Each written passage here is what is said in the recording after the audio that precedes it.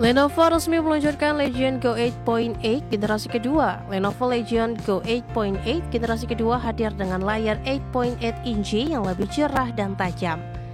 Dengan sistem operasi Windows, perangkat ini memberikan pengalaman bermain game seperti PC dalam genggaman.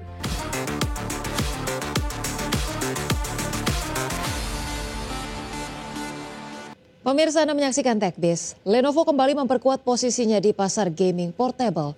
Perusahaan teknologi ini meluncurkan Legion Go 8.8 generasi kedua dengan sistem operasi Windows. Perangkat baru ini hadir dengan layar lebih besar, performa lebih kuat, dan harga mulai dari $799 Amerika Serikat atau setara 12 juta rupiah.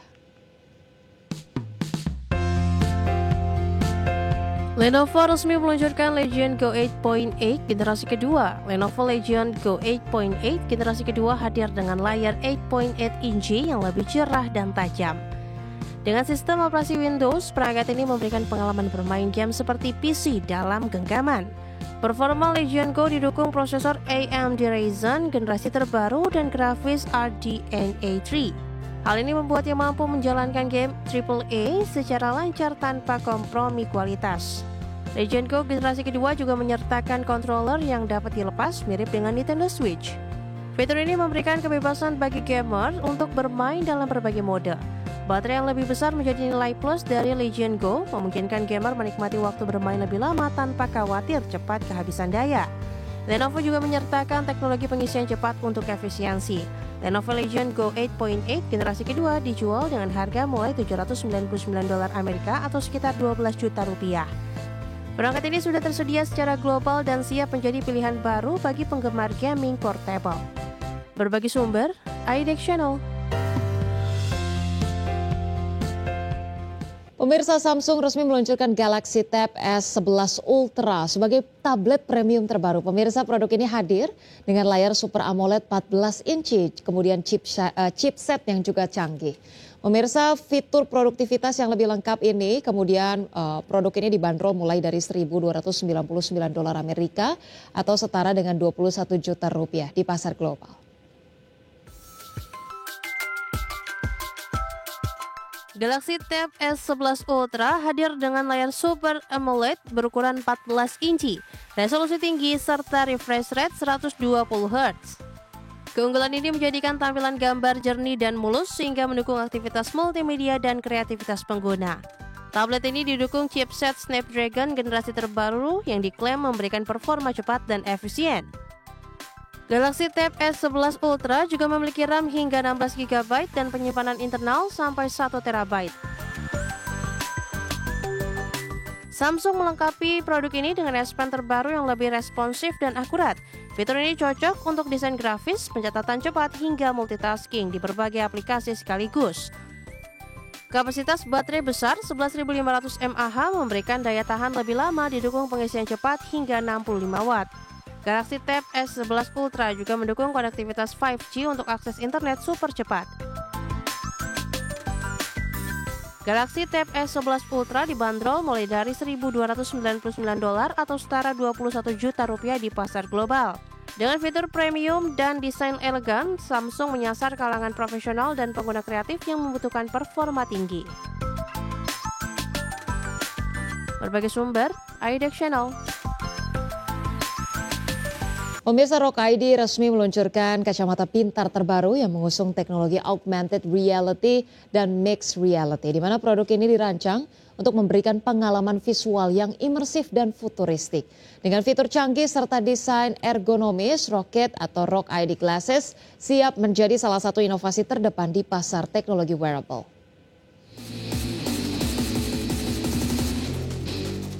Rocket resmi meluncurkan kacamata pintar terbarunya, Rocket Glasses, yang mengusung konsep augmented reality and mixed reality dalam satu perangkat. Produk ini dirancang untuk memberikan pengalaman visual imersif yang mendukung hiburan, produktivitas, hingga penggunaan profesional. Kacamata ini dibekali layar micro LED beresolusi tinggi yang mampu menampilkan visual jernih dan nyata. Teknologi ini dapat menampilkan layar visual raksasa di depan mata pengguna, sehingga membuat pengalaman menonton film atau bermain game menjadi lebih hidup. Rocket Glasses juga mengusung fitur audio spasial dan kontrol suara yang memudahkan pengguna berinteraksi tanpa harus menggunakan tangan. Desain ringan dan ergonomis menjadi nilai tambah sehingga nyaman dipakai dalam waktu lama. Perangkat ini terhubung dengan perangkat lain melalui USB-C atau koneksi wireless, membuatnya serbaguna untuk berbagai kebutuhan. Dari konferensi bisnis hingga hiburan rumah, semuanya bisa dihadirkan dalam satu kacamata pintar. Dari segi harga, Rocket Glasses dibanderol sekitar $499 Amerika atau setara 8 juta rupiah. Dengan fitur yang ditawarkan, kacamata ini diprediksi akan menjadi salah satu produk paling dicari di pasar teknologi wearable. Berbagai sumber, iDeck. Pemirsa, dunia game kembali dihebohkan dengan hadirnya judul baru dari waralaba James Bond, di mana game terbaru yang bertajuk 007 First Light resmi diumumkan dan siap membawa pengalaman bermain ke level berikutnya. Kehadirannya langsung mendapatkan sambutan hangat dari para penggemar dan diprediksi menjadi salah satu game paling ditunggu.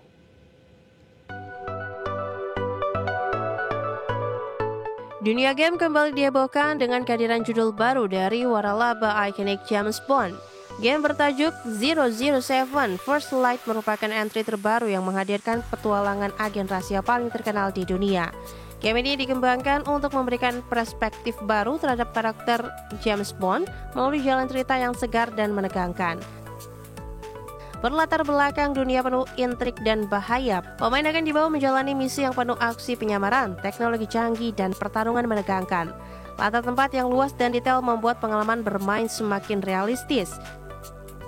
Game ini kabarnya akan dilengkapi dengan mekanik gameplay yang mengutamakan strategi dan kecepatan berpikir. Pemain tak hanya mengandalkan senjata, tapi juga harus pandai memanfaatkan lingkungan dan teknologi gadget khas agen 007. Dengan teknologi grafis terbaru, 007 First Light menjanjikan visual menawan dan sinematografi yang sinematis. Hal ini membuat setiap misi terasa seperti menonton film James Bond yang ikonik, namun dalam format interaktif. Meskipun tanggal rilis resmi belum diungkap, antusiasme gamer dan penggemar James Bond sudah sangat tinggi. 007 First Light diprediksi menjadi salah satu game paling ditunggu dalam beberapa tahun ke depan. Berbagai sumber, iDeck.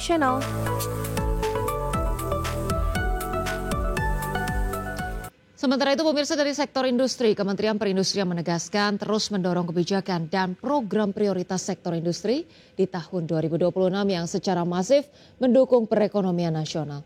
Menteri Perindustrian Agus Gumiwang Kartasasmita menegaskan kontribusi industri manufaktur terhadap PDB nasional ditargetkan bisa mencapai 18,66%, di mana industri pengolahan non-migas ditargetkan bisa tumbuh 6,52% pada tahun 2026. Selain itu, Menperin juga mengejar sumbangan manufaktur sebesar 74,85% terhadap ekspor nasional serta menyerap 14,68% tenaga kerja. Pertumbuhan ini diharapkan pemerintah untuk memperkuat struktur ekonomi melalui penciptaan lapangan kerja, peningkatan ekspor serta penguatan daya saing. Target ini sejalan dengan sasaran strategis Kementerian Perindustrian dalam mendukung pertumbuhan ekonomi nasional menuju 8% pada tahun 2029. Pencatatan seperti ini selama ini tersebar di mana-mana, belum terkonsolidasi di sektor manufaktur. Ya, itu salah satu contohnya. Misalnya yang kita benahi dalam pencatatan ya akhir-akhir ini adalah kawasan-kawasan industri. Nah, kawasan-kawasan industri itu sebelumnya belum masuk dalam basketnya dari kegiatan manufaktur. Yang sebentar lagi kita akan